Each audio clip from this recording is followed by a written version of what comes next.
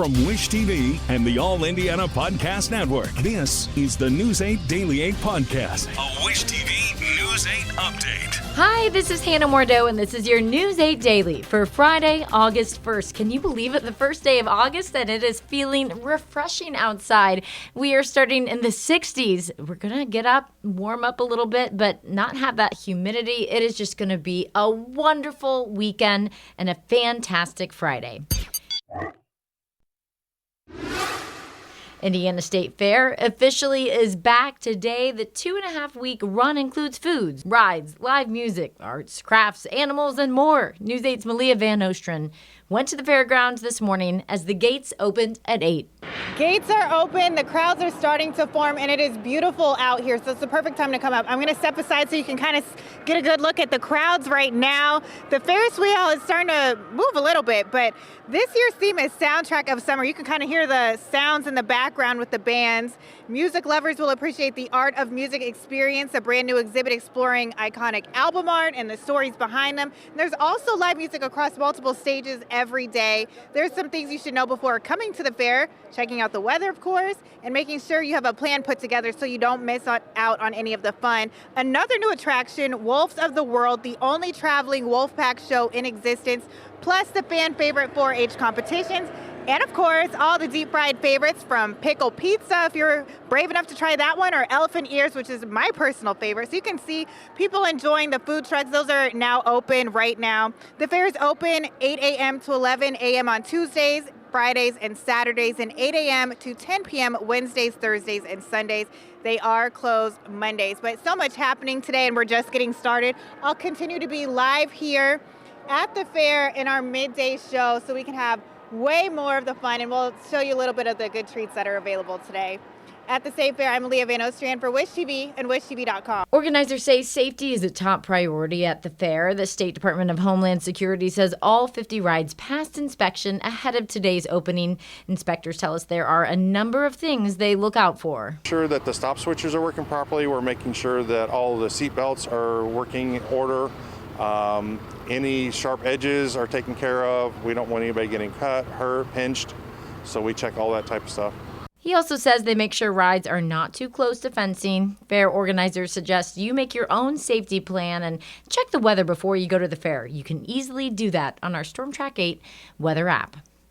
The racing world is reacting to the news that Fox Corporation is buying a minority stake in Penske Entertainment. That means Fox will own part of the Indianapolis Motor Speedway, the IndyCar Series, and IMS Productions. News 8's Garrett Berquist talked to an IndyCar team owner about what the change could mean. IndyCar officials say this year's races average 31% more viewers than last year. One team owner says that's no accident. I think Fox has done an excellent job very early on at tapping into some new environments for us, as well as a younger generation. 18 to 34 age group, the viewership is way up, and social media activity is way up with the younger generation, which is great. Hollinger says the key to IndyCar's future is to reach markets where the series hasn't run and people who haven't been racing fans. He says the deal could lead to new venues. He also says there's much more emphasis on engaging fans off the track. I think it will be a year-round element in that there will be other, let's say, storytelling outside of the race cars and the racetracks in the off-season, and keeping IndyCar racing top of the mind for our fans and new potential fans. Arrow McLaren team principal and 2013 Indy 500 winner Tony Kanaan praised the move. He says this is great news for the NTT IndyCar Series, Fox, the teams, and all involved. Our Arrow McLaren team works closely with Fox and IndyCar to promote our drivers and the races, and we're excited to do even more for our fans. AJ Foyt Racing's Larry Foyt says, Roger Penske's vision for our sport is far-reaching, and every IndyCar team should be thrilled by this news, as both my father and I are. The energy is great. I can tell you all the team owners are very excited about this news. I'm Garrett Bergquist for Wish TV and WishTV.com. Prosecutors in Hancock County have formally charged a former IMPD officer with molesting children. Online court records show 54-year-old David McDaniel has entered a plea of not guilty to 3 felony counts of molestation. IMPD says McDaniel retired from the force last year. State police say the crimes happened while he was an officer. A judge set bond at $200,000. McDaniel's trial is currently set for November. Madison County prosecutors say a former autism therapist admitted to police that he started sexually assaulting an infant when the baby was less than 2 months old. We first told you about Alec Heggie's arrest last week. He worked with children at the Changing Lives Behavior Analysis Facility in Anderson. Prosecutors released court documents to News 8 saying that Heggie told police he also paid a woman for video showing her sexually abused 2 children in her care. Detectives are asking for other families who worked with Heggie to come forward just in case there are any other victims. President Trump has released sweeping new tariff rates for dozens of U.S. trading partners. Amy Kiley shows us specifics by country, including very different decisions for one of our nearest neighbors. New tariff rates for imports from dozens of countries are set to start August 7th. That's due to an executive order from President Donald Trump, who's meeting his self-imposed deadline today. The universal base rate will remain 10% for goods from countries with which the U.S. has a trade surplus. The base will be 15% when a trade deficit is involved. The rates are set to go even higher for goods from more than 24 other trade partners. Some of the steepest are on imports from Syria, Laos, Myanmar, Switzerland, Iraq, and Serbia.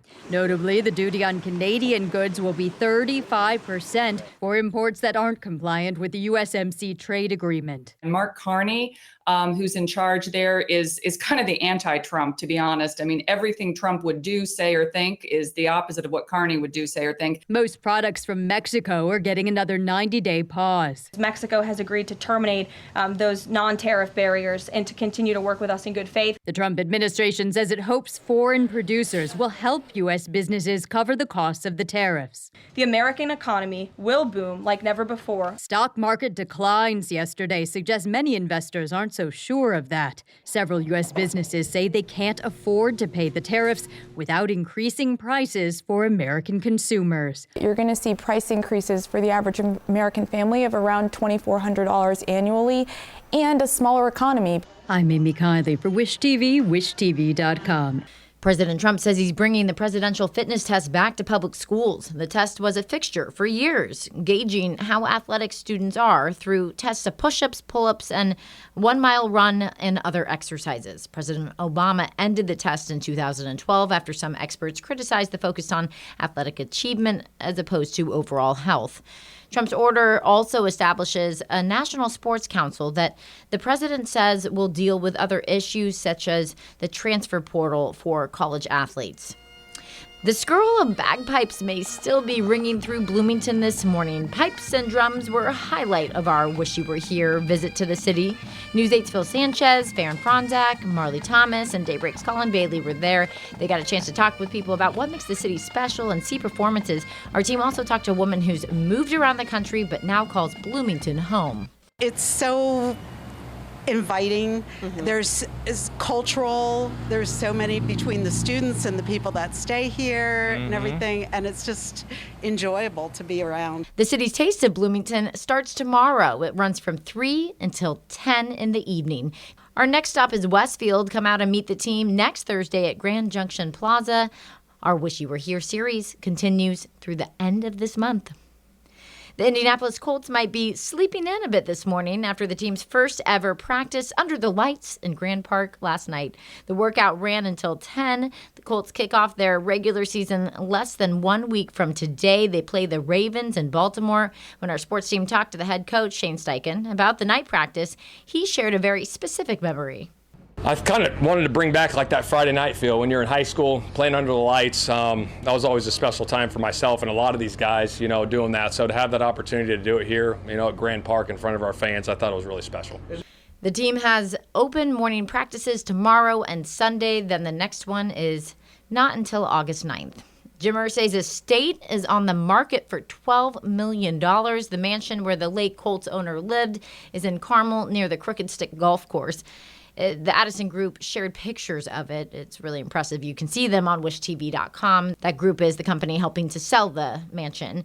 The main home is more than 24,000 square feet. It has an indoor pool and full-size basketball court. Outside, there's another pool, a tennis court, Zen garden, even a par 3 golf course. In total, the property is 9.5 acres.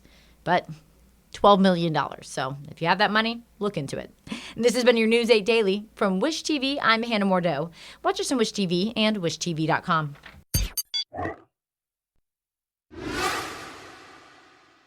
This is the News 8 Daily 8 podcast, a Wish TV News 8 update on demand. For even more, on demand and on the go, connect with Wish TV on Facebook at wishtv.com and on the free Wish TV mobile app. Thank you for listening. And be sure to like, subscribe, and follow this podcast for updates every weekday morning on the All Indiana Podcast Network and wherever you get your podcast.